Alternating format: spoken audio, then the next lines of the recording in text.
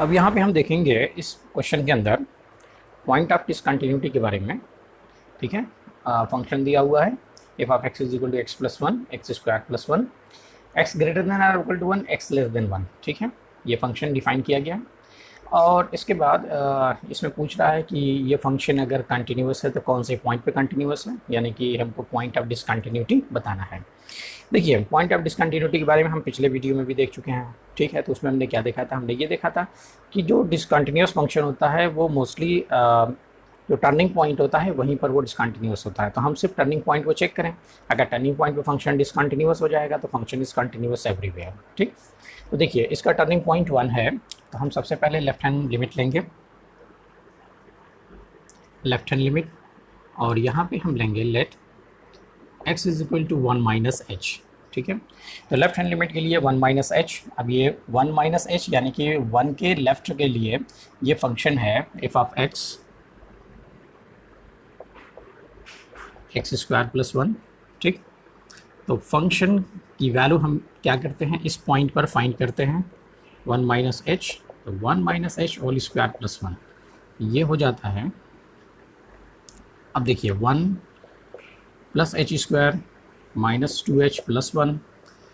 ठीक है, ये हो जाएगा two plus h square minus two h, ये फंक्शन की वैल्यू हो गई वन माइनस एच पे। अब इसके बाद हम नेक्स्ट क्या करते हैं, यहाँ पे हम लिमिट अप्लाई करते हैं, limit h tends to zero f of one minus h. जब यहाँ पे हम h की वैल्यू ज़ीरो रखेंगे तो ये हो जाएगा two zero square two into zero. अब ये दोनों हो गए वैल्यू ज़ीरो, ये हो गया टू। अब इस फंक्शन की लेफ्ट हैंड लिमिट यानी कि वन के लेफ्ट से जब हम वन की तरफ जाएंगे तो फंक्शन की वैल्यू को टू होना चाहिए। अब हम देखें कि राइट हैंड लिमिट में क्या आता है। राइट हैंड लिमिट के लिए हम x की वैल्यू लेते हैं वन प्लस एच, क्योंकि वन हमारा टर्निंग पॉइंट है। अब वन के राइट में जो फंक्शन है पॉइंट वन, वन से ग्रेटर के लिए जो फंक्शन है वो है x प्लस वन।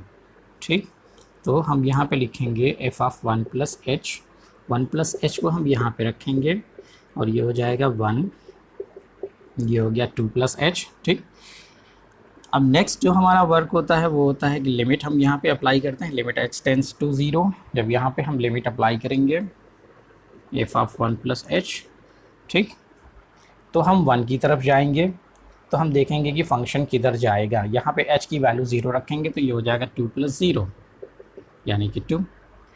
अब देखिए लेफ़्ट से वन की तरफ जाने पर फंक्शन की वैल्यू टू हो जाती है और राइट से वन की तरफ जाने पर फंक्शन की वैल्यू टू हो जाती है।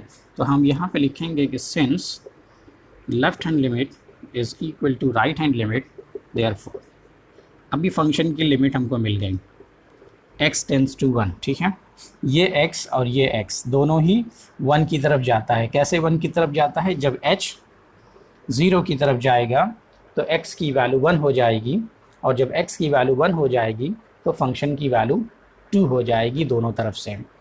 तो हम ये लिखेंगे कि limit x tends to one यानी x वन की तरफ जाएगा तो f ऑफ x यानी फंक्शन की वैल्यू टू हो जाएगी। ओके, अब इसके बाद हम देखते हैं, यहाँ मैं इसे मिटा दे रहा हूँ। अब देखिए नेक्स्ट वर्क हमारा ये होता है, नेक्स्ट स्टेप हमारा ये होता है कि हम फंक्शन की वैल्यू उस पॉइंट पे फाइंड करते हैं यानी एफ ऑफ वन। तो x is equal to one के लिए ये फंक्शन है तो one plus one is equal to two. तो यहाँ पे हम देख रहे हैं कि since limit x tends to one f of x, ठीक है, लिमिट टू और फंक्शन की वैल्यू भी टू है। ठीक, तो पॉइंट वन पे यानी वन पे फंक्शन की लिमिट और फंक्शन की वैल्यू इक्वल है।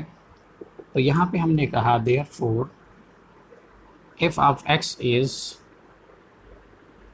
Continuous at x is equal to one. जब ये फंक्शन वन पे कंटिन्यूस है तो अब देखिए वन इसका टर्निंग पॉइंट था, वन पे ये कंटिन्यूस हो गया तो इसका मतलब ये हुआ कि this function is continuous for all value of x। ठीक, क्योंकि देखिए माइनस इनफाइनाइट से वन तक ये एक पॉलिनोमियल फंक्शन है, ये कंटिन्यूस हो जाएगा, और वन टू इनफाइनाइट ये भी पॉलिनोमियल फंक्शन है, कंटिन्यूस होगा। ठीक है, तो माइनस इनफाइनाइट से 1 तक फंक्शन नहीं चेंज होता है, और 1 से इनफाइनाइट तक वहाँ भी फंक्शन चेंज नहीं होता है। फंक्शन कहाँ पे चेंज होता है? फंक्शन 1 पर आने के बाद चेंज हो जाता है। तो 1 पर ही ज़्यादा खतरा है कि ये कंटिन्यूअस होगा कि नहीं होगा, ठीक है। और अगर 1 पे ये कंटिन्यूअस हो गया तो इसका मतलब ये हुआ कि ये x की सभी वैल्यू के लिए कंटिन्यूअस हो जाएगा।